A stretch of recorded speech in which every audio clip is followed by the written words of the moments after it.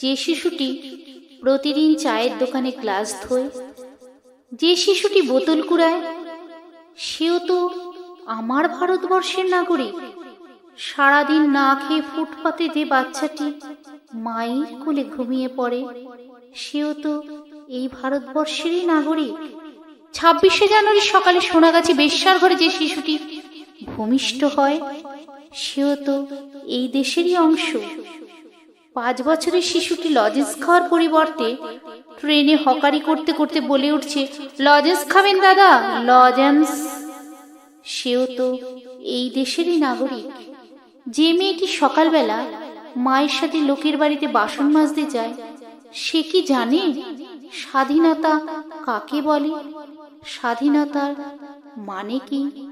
কেন 26শে জানুয়ারি পালন করা হয়? এ কোন ভারতবর্ষ? কেন আমরা একই সুরে বলতে পারি না, ধনধান্যে পুষ্পে ভরা আমাদেরই বসুন্ধরা, তাহার মাঝে আছে দেশের সকল দেশের সেরা।